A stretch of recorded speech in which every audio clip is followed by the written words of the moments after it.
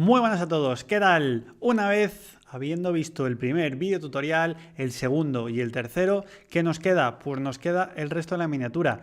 Pero ya habéis visto más o menos el proceso. ¿Qué es lo que queremos conseguir? Queremos intentar interpretar esta miniatura como que está dentro de esa cueva y por lo tanto vamos a jugar con colores muy fuertes, muy intensos, con muchísima luz, muchísimo blanco en la zona superior y central de la miniatura. Por lo tanto, para este tipo de metales, como el que vamos a desarrollar ahora, intentamos representar una especie de placa un poco más cobriza o quizás más dorada, digamos cualquier tipo de metal, intentando evitar a lo mejor los grises azulados que vamos a reservarlos para las partes externas, inferiores, pero aquí en el centro vamos a intentar jugar con algo más de color. Fijaros lo que digo, con un poquito más de color. Con esto no quiere decir que tengamos que jugar con un oro radiactivo, todo lo contrario, necesitamos partir de un color cálido dentro de lo que cabe y después añadirle bastante luz. La luz hasta el punto que más os guste. Yo aquí personalmente al principio apliqué bastante luz, pero luego me di cuenta de que necesitaba un poco más, así que en pasos posteriores voy a ir añadiendo un poquito más de luz. ¿Por qué digo esto? Porque ya veréis la cantidad de luz que he generado aquí. ¿Por qué he decidido generar toda esta cantidad de luz en este punto? Porque me es importante representarlo como si fuese un no metálico, intentar representar ese efecto metalizado, pero fijaros lo que es un medallón plano. Por lo tanto, al principio me di vueltas a la cabeza a ver si podía representarlo con cierta textura, para añadir algo más de información y que no solo fuese plano. La primera idea inicial fue pintarlo blanco puro, ya está. En foto quedaría espectacular, en mano pues quedaría un poco, pues eso, es blanco y ya está, no tiene gracia ninguna. Luego me planteé esta idea de generar textura, generar esa sombra proyectada, como estáis viendo, del pelaje que tiene alrededor. Y por ahí van los tiros, poquito a poco. Después, una vez que fui avanzando más la miniatura, me di cuenta de que el punto en el que la tenía era correcto de valor de luz, pero sin embargo el área se me había quedado demasiado pequeña. Por lo tanto, seguramente en la fotografía final o en fases posteriores del vídeo veréis que amplié un poquito más esta zona de luz. Quiero decirla porque el proceso es el que tenéis en pantalla, pero sí que es cierto que luego amplié un poquito esa zona de luz a la hora que fui limpiando, porque consideré que me hacía falta un poquito más de espacio con esa luz. Pero como veis, es simplemente ir aplicando más luz, hasta que veáis el punto apropiado. Ya sabéis que esto lo que estoy creando es algo de nuevo, de cero, no tengo nada con lo que copiar, inspirarme, ni nada similar. Todo es ensayo y error. Por lo tanto, veréis en este video tutorial que a lo mejor hay en algún momento en el que necesito ir un paso más o un paso menos. Todo eso lo voy enseñando en el video tutorial, pero sí que es verdad que en este medallón más de uno va a tener dudas. Va a decir, vaya, no me parece un no metálico. Claro, es que es muy difícil representar aquí un no metálico en una superficie plana, sin más. Lo que debemos hacer es atraer la atención en estos puntos, ya que vamos a generar muchísimo contraste aquí, porque queremos representar ese dramatismo en la escena. Por lo tanto, este no metálico nos va a ser más favorable si lo acercamos más al blanco que si se nos queda, como a lo mejor otro tipo de no metálico, en otro punto, un poco más oscuro, buscando esos brillos en las aristas, etc. Aquí vamos a entender un poco la superficie más plana y vamos a ir aplicando ciertas blanduras después para suavizar esa superficie y tener un área más grande con más luz. Ya veis que aquí ya empiezo a hacerlo, que empiezo a ampliar esas zonas, ya me voy dando cuenta de que es un plano, es totalmente plano y se le puede generar cierta textura, se le puede generar cierto ruido, interpretación, pero luego es un medallón plano, sin más, y necesitamos que eso tenga mucha potencia de luz ya que está en la zona más cercana al pecho. Y ahí tenemos muchísima luz. Podríamos jugar a la inversa, jugar con un contraste muy oscuro para que la parte del pecho contenga aún más luz. Por contraste, ese valor va a parecer mucho más luminoso. Pero es verdad que quiero reservar ese truco o ese recurso a otro tipo de elementos. Aquí ahora vamos a intentar hacer lo mismo con los cráneos. Vamos a ir subiéndoles hasta que lleguemos a puntos muy cercanos al blanco o incluso blancos puros. Pero no vamos a trabajar las tres calaveras de manera igual. Al principio sí, porque va a ser mucho más sencillo, de manera en la que vamos a ver todo el proceso, va a ser muy visual y después, una vez que entendamos ese volumen, sepamos más o menos por dónde va ese valor de luz, vamos a ver cuál de ellas nos interesa realzar, de generarle más luz. De esta manera nos será mucho más sencillo que si trabajamos con un blanco y luego tenemos que ir bajando, otra vez subiendo, o hemos pintado una de principio a fin, luego empezamos con la otra. Os recomiendo que trabajéis con las tres a la vez, ya que os va a ser mucho más sencillo de saber cuál de ellas tiene que tener más luz, porque en todas ellas tienes ese mismo valor. Por lo tanto, va a llegar un momento en el que a lo mejor des dos luces, tres, y te des cuenta de que solamente en 2 de esas 3 calaveras quieres seguir trabajando hacia la luz. La otra la quieres dejar en un ámbito o un aspecto un poquito más oscuro, ya que te aportará mucho más contraste con el resto y de esa manera dará más sensación de blanco, sin tener que llegar a blancos puros, es lo que quiero decir. Ya sabéis que tenemos aquí un pequeño dilema. ¿Cómo representamos el no metálico al lado de una calavera? ¿Cuál debería tener más blanco? ¿Cuánta cantidad de brillo queremos representar con ese metalizado? Todo ese tipo de preguntas os las debéis hacer, ya que muchas veces cometemos el error de no entender esos valores. Tenemos un elemento de que, digamos, de por sí debería ser blanco, aunque yo no estoy de acuerdo con ello, pero de por sí debería ser más blanco. ¿Y qué hacemos? Pues el de al lado le ponemos blanco. ¿Qué pasa? Que uno de los dos va a parecer gris y el otro va a parecer blanco. Entonces ahí debéis tener mucho cuidado, jugar bien vuestras cartas y saber cuál de los dos os interesa más con ese blanco. Y el otro dejarle un peldaño por debajo. Yo en mi caso me interesa que el no metálico dé la sensación de no metálico y para eso necesito que las calaveras no sean excesivamente blancas. Como ya estáis viendo, estoy dibujando esas sombras proyectadas o estoy haciendo ciertos cortes en la parte trasera de la calavera para generar esa zona de penumbra o de sombra. Y a su vez voy controlando dónde me interesa generar ese blanco puro, que van a ser puntos muy concretos, chiquititos, y otros en los que no me hace falta. Tened en cuenta que estos puntos en la miniatura son excesivamente pequeños. Entonces, cuando los veáis en el videotutorial, más de uno va a decir: aquí has dado 18 capas y no sé por dónde empezar, Sergio. Si no podéis dar 18 capas o 5 las que yo haya dado, no os preocupéis, intentad hacer saltos un poquito más grandes, ya que el elemento es muy pequeño, y luego intentar limpiar con esa dilución del 50-50 que os expliqué. De esa manera podremos conseguir más o menos un contraste grande y limpiarlo de una manera sencilla, sin tener que hacer a lo mejor 7-8 subidas con capibases, que a lo mejor en este elemento tan chiquitito os va a ser difícil. Ya sabéis, como os he explicado en otros videotutoriales, que cuanto más pequeño es un elemento, más contraste debemos generar entre cada una de esas capas. No quiere decir que más contraste tenga que tener respecto a la miniatura, pero sí entre cada una de las subidas tiene que ser más alto, porque si no, no tenemos espacio y al final no podemos subir lo que necesitamos en el valor de luz. Ya estáis viendo pues que todas las luces que estoy dando, estoy generando cada vez más luz y estáis viendo ya pues que en algunas zonas voy respetando un poco la volumetría, en otras voy generando esa volumetría, pero digamos con ciertos valores diferenciables. ¿Cuáles son? Ahora mismo simplemente el valor de luz. No me voy a complicar nada más en tema de colores, ya que me va a ser mucho más fácil de entender si voy por el camino adecuado o no. Una vez que tenga hecho, como lo estáis viendo, ya será el momento de decidir con el aerógrafo si me interesa meter alguna tonalidad, si me interesa bajar esa luz, si me interesa quizás volver a subir más luz con el pincel posteriormente. Todo eso lo iremos viendo después. Pero ya tenemos una buena base para empezar.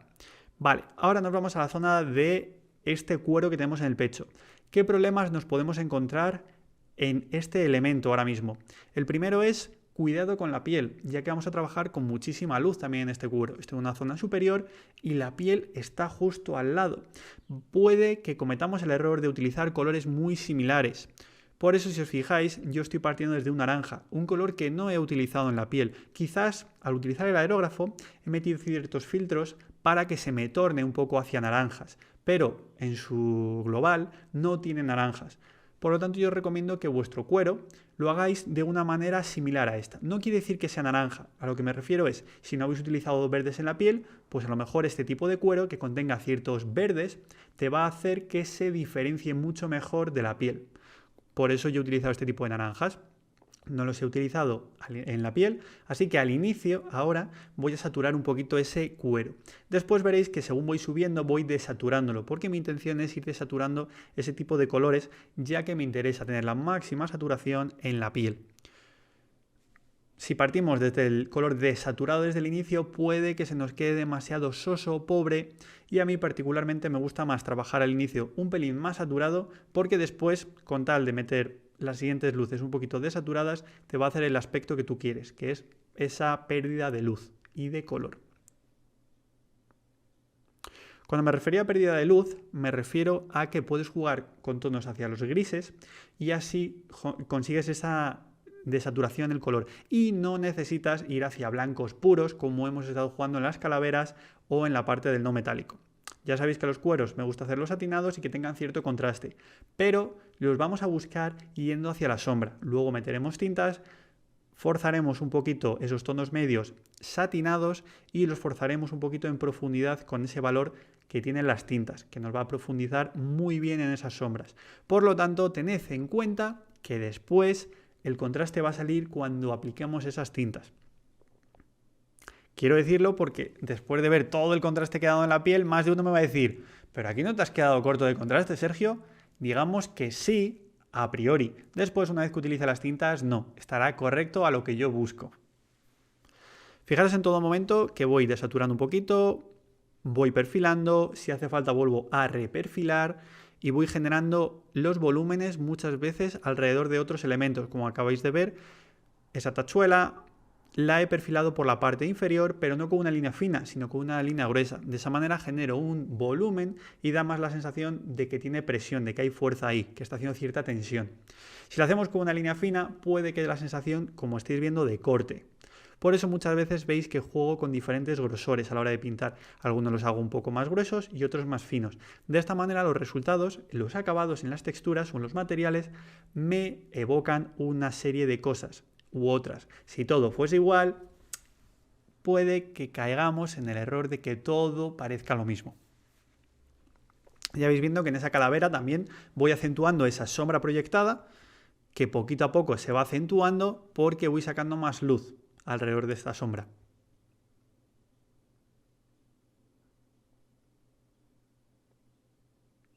Fijaros que en la parte inferior también voy trabajando con más luz, también porque me interesa sacar ese volumen ahí abajo.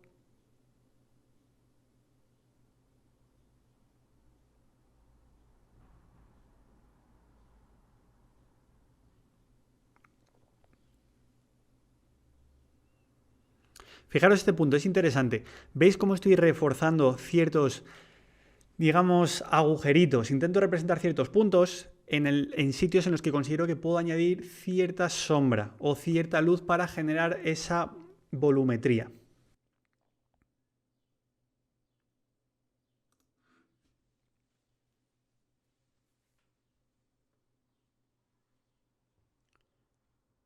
Pues una vez que tenemos el cuero en este punto, vamos a centrarnos en nuevos aspectos.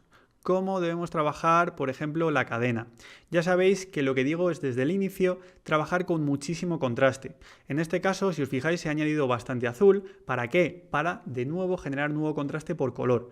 Si yo tengo magentas o tengo naranjas alrededor de esta cadena, si le añado azules, simplemente por ese cambio de color me va a generar el contraste que necesito. Y a lo mejor no necesito trabajar con un blanco. El blanco va a venir después para generar pues esa sensación de no metalizado.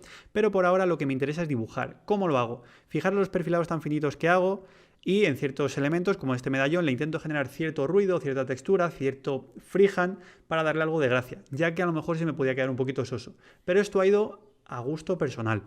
El tema de los eslabones, que es, digamos, la pregunta del millón. ¿Cómo lo resuelvo, Sergio, los eslabones? Un pincel seco y ya está. Bueno, tienes la opción de pincel seco, cosa que no voy a compartir, y luego tienes esta, que es eslabón, eslabón, con cuidadito lo pintamos. ¿Para qué? Para generar un perfilado en sombra. Nada más y nada menos que para eso. Muchas veces por el casting, por la escultura, por el sellado, porque hay que sellar las cadenas, no puede haber recovecos, a lo mejor alguno de los eslabones se queda un poco perdido, desdibujado. ¿Qué debemos hacer con eso? Dibujarlo a mano alzada, no queda otra. Eso no hay más. Siempre que se hace una producción, cuando hay eslabones, cadenas y similares, suelen venir sellados. Entonces puede que alguno de ellos, por lo que sea, se haya perdido un poquito y toque dibujarlos. Lo digo porque en esta figura en concreto me tocó dibujar alguno. Entonces, si os pasa a vosotros también, que lo sepáis. A mí también me ha pasado. Es algo normal. Luego, ya con la siguiente luz, ¿qué es lo que hacemos? Pues vamos generando más volumen. ¿Dónde generamos ese volumen? Donde a nosotros nos interese, porque si te fijas, la cadena ya está resuelta, no hace falta mucho más, ya está resuelta. Ahora nos interesa aplicar luz en determinados puntos. ¿Para qué? Para generar volumetría y generar el material que queremos representar, un no metálico.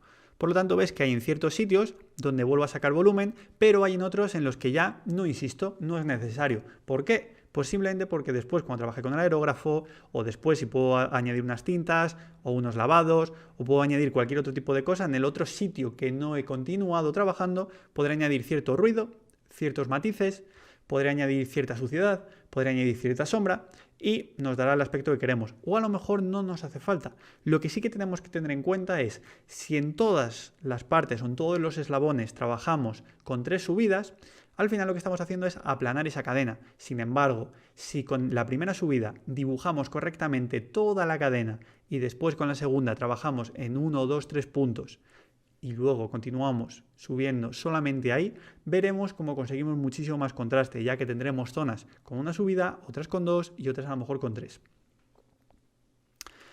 También fijaros, tened en cuenta que esta cadena es súper pequeña, es diminuta, así que tampoco os agobiéis con lo que yo estoy explicando. Fijaros que lo estoy simplificando muchísimo de cara a la pintura. Es simplemente dar a lo mejor 2, 3 subidas y es suficiente, pero no es en todas partes. Con el tema de los cueros, básicamente es lo mismo. Vamos a generar un ruido, pero previamente hay que dibujarlo. Si veis, he dibujado esas aristas, automáticamente al dibujar la arista en luz me sale el perfilado en sombra y luego ya podemos hacer lo que queramos. Podemos generar una textura, dejarlo limpia, lo que más nos guste. Yo he utilizado este tipo de texturita a base de líneas, simplemente para ofreceros otro tipo de acabado. Luego a lo mejor lo he borrado, lo he recuperado, eso ya va a ir en gusto. Ya sabéis que siempre tenemos que ir generando un boceto y ese boceto está vivo. En cada capa que demos podremos ir modificándolo. Habrá capas que nos interesen y capas que no. Mi recomendación, ir evolucionando. Entended que no cometemos errores. Estamos trabajando, creando información. Después veremos si esa información nos ha gustado o si no. Si no te gusta, la cambiamos con la siguiente capa y base. Así de sencillo.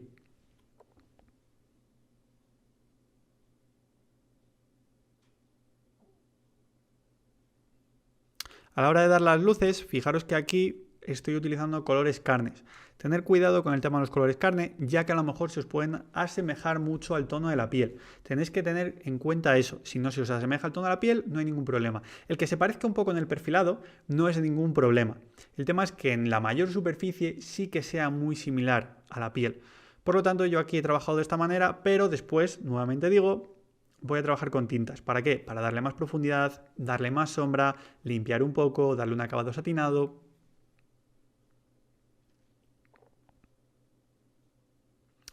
Pero como ya estáis viendo, lo que me parece fundamental siempre son los perfilados. Si hay que perfilar varias veces, hay que perfilar varias veces.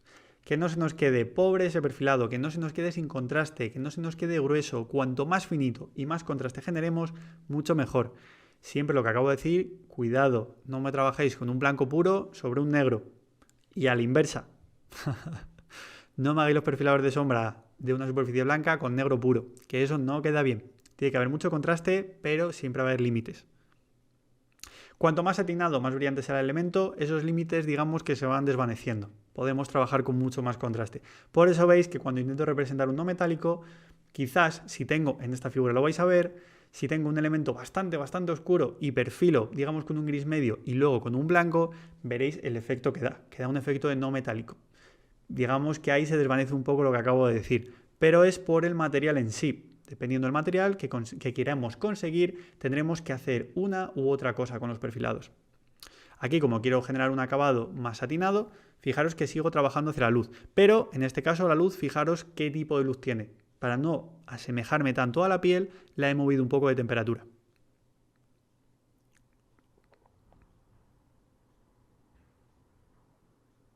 Y luego el tema de los perfilados lo podéis hacer como más os guste. A base de puntitos, a base de líneas, a base de toquecitos, una línea continua, como más os guste.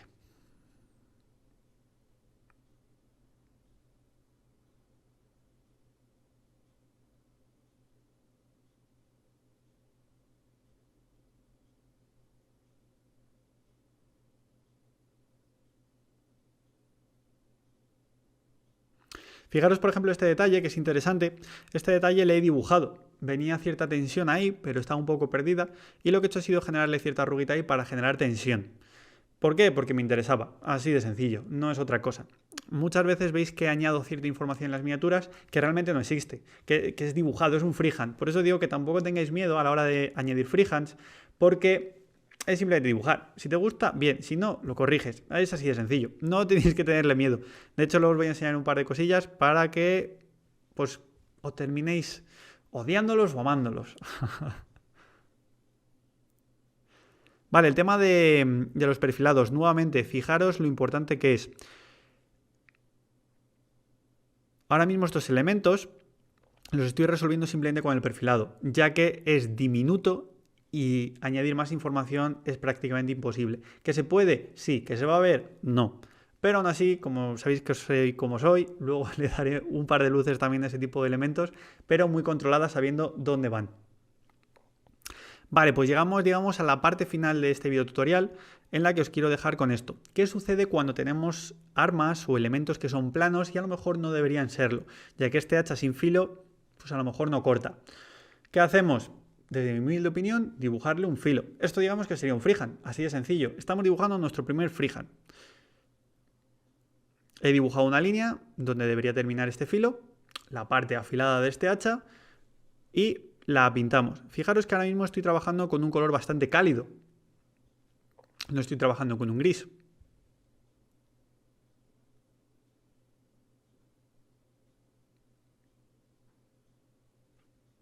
Pintamos esa parte de la arista, ya que no tendría mucho sentido que a lo mejor una superficie tan grande quedase una línea negra. Seguramente, si trabajamos después con luces, puede que podamos dejar esta luz previa, pero la negra no, habría que borrarla. Vale, y ahora fijaros en este lateral. Este lateral, por el ángulo, digamos que por la forma o la dirección, el ángulo del hacha, he decidido trabajarlo con un gris un poquito más frío. ¿Por qué? Simplemente porque el de arriba me interesa que tenga más luz y más contraste, y el de abajo me interesa que tenga un poquito más de tono azulado para representar el ambiente de la caverna. Y como veis, ya está uno bastante más cálido y el otro bastante más frío. Así es como yo empiezo. Debo trabajar de esta manera. Si tiene dos filos, hay que entender cuál es el valor de la luz de cada uno de ellos. Y también la temperatura, el color, etc. Pero desde el inicio. Si hacéis esto desde el inicio, veréis que después os va a ser mucho más sencillo que si trabajáis de igual manera ambos lados. Y después, una vez que lo tenemos, pues vamos a empezar a generar ruido en esta parte. ¿Cómo generamos ruido? Al principio con capibases y después, diluyendo la pintura al 50-50, vamos generando ese tipo de muescas, de ruido, de información muy suelta, sin ningún tipo de preocupación. ¿Por qué? Porque después vamos a limpiar esto, ¿con qué? Con un freehand, chicos. Vamos a hacer un dibujo a mano alzada muy sencillito para que os animéis en esta superficie. Fijaros que a base de espirales voy generando ruido, voy generando información.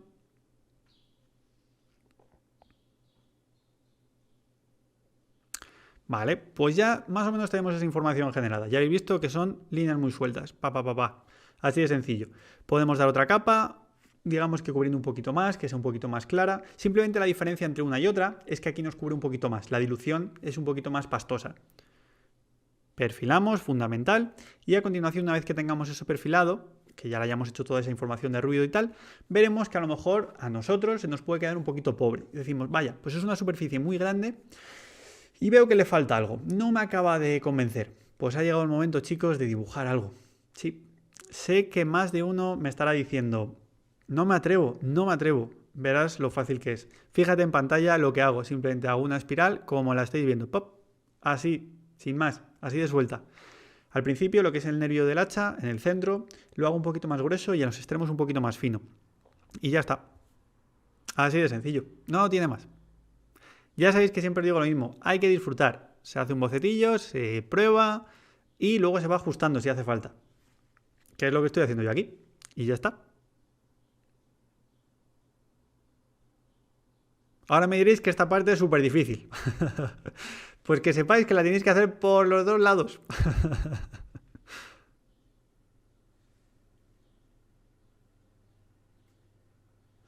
Pues una vez que tenemos esto dibujado, es simplemente ir rellenando esa superficie, haciendo que quede uniforme. Y luego, si queremos generar un desgaste, lo que sea, lo haremos después. O si queremos ir dejándolo ya, podemos ir haciéndolo. Pero tened en cuenta que a lo mejor la capa inferior se puede ver y puede quedar un poco raro. Entonces yo recomiendo que poquito a poco lo vayáis rellenando y quede bien uniforme.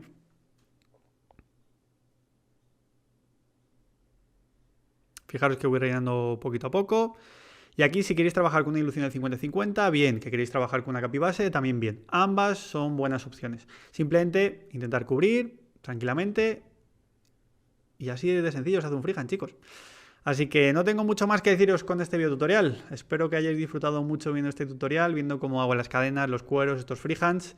y nos vemos en el siguiente videotutorial. Así que nada, muchísimas gracias por vuestro gran apoyo, espero que lo disfrutéis y nos vemos en el siguiente. Chao, chao.